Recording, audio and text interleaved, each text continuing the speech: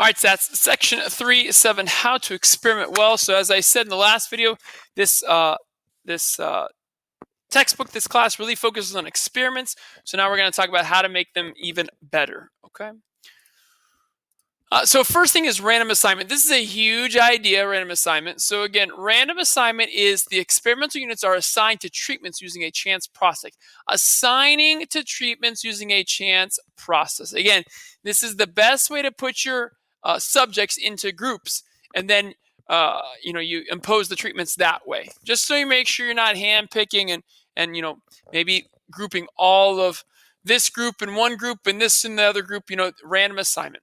So now when you do this notes, again, do not use repeat numbers, right? So give everybody a number, but do not use repeat numbers. Do not repeat. Number 2, make sure the subjects are not told which treatment they are receiving. Make sure that you blind them, right? That's from last. Blind them. Don't let them know. And then lastly, the random assignment should create 2 groups that are roughly equivalent with respect to every variable that might affect the response. This is that idea of the whole confounding, right? We don't want to create groups that are different in too many ways. So we assume through random assignment, we are randomly assigning people to treatments. So we're creating this roughly equivalent groups, okay? So random assignment's key. So example 1, who gets the caffeine? Mr. Lucklow wants to determine if caffeine affects pulse rates.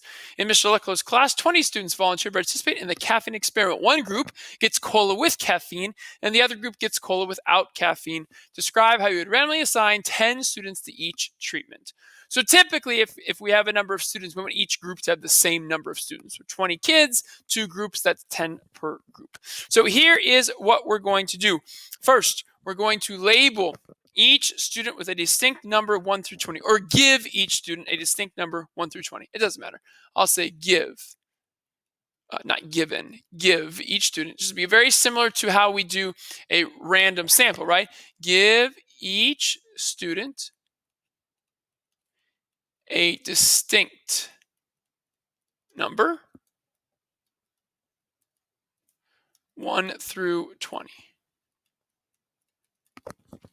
So again, distinct means different. Then we're going to use a random number generator. Use a random number generator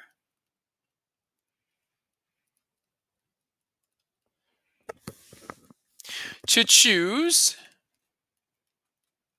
And now instead of choosing all 20 numbers, we just have to pick the first 10 to choose 10 non-repeating numbers or non-repeated numbers.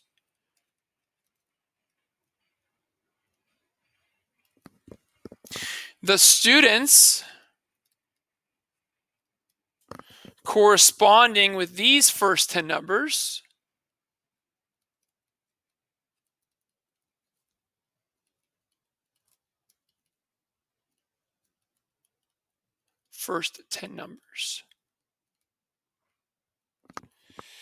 will receive these 10 numbers. Sorry about that. It's terrible. I got to erase that and redo it. With these first 10 numbers, will receive, and again, I'll just put the first group. The first group gets caffeine. Will receive cola with caffeine.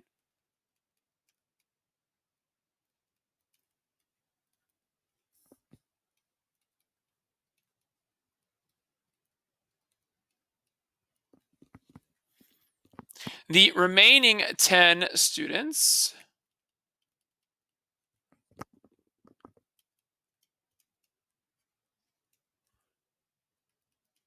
will, Pete, will receive the cola without caffeine. Will receive cola without caffeine.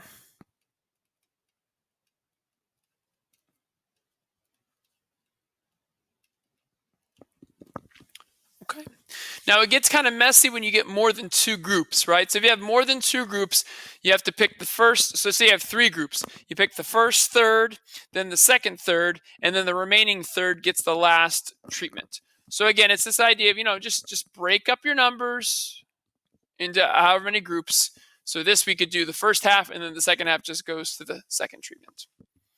All right, great. Okay, so there is a random assignment. Next objective's coming up.